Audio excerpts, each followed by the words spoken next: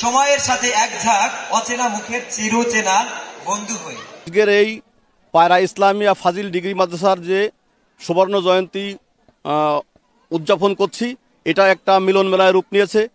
আমরা গত 50 বছরের যতগুলো ব্যাচ ছিল, প্রত্যেক ব্যাচ থেকে এখানে অনেকেই উপস্থিত হয়েছে, যাদের অনেককে আমরা চিনতাম না, জানতাম না, নামে জানতাম শুধুমাত্র যে আমাদের সিনিয়র একটা বড় ভাই আছে, যে আছে এই প্রতিষ্ঠান থেকে অনেক ভালো রেজাল্ট করেছে, সে অনেক ভালো একটা যোগ্য অবস্থানে আছে, প্রশাসনের অমুক ক্যাডারে আছে, এরকম আমরা অনেক কিছু জানতাম, তাদেরকে চিনতাম না। জানাতে চাই যাদের অক্লান্ত পরিশ্রম এবং আর্থিক ত্যাগের মাধ্যমে আমরা এমন একটি সুন্দর আয়োজন এবং অনুষ্ঠান আমরা পেয়েছি।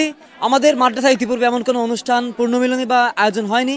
আমরা সকলকে একত্রিত পেয়ে, আমাদের বন্ধু যারা সিনিয়র বড় ভাই আছে তাদেরকে একসঙ্গে পেয়ে আমরা একটা আনন্দঘন পরিবেশ উপলব্ধি করছি। এখানে আসতে পেরে নিজেকে গর্বিত মনে করছি, কারণ এই 50 বছর পূর্তি উপলক্ষে আমাদের যারা অতীতে ছিল, যে সকল ফ্রেন্ড সার্কেল, সবার সাথে আজকে দেখা হয়েছে।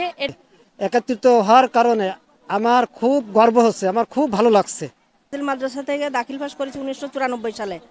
পাশ করার পরে এই মাদ্রাসায় মানে সবার সাথে এক জায়গায় হয়েছে। এবার এই 2024 সালে এসে এই যে অনুষ্ঠানটা হচ্ছে, এটা আমি এত আনন্দিত যেটা ভাষায় প্রকাশ করা যাবে না।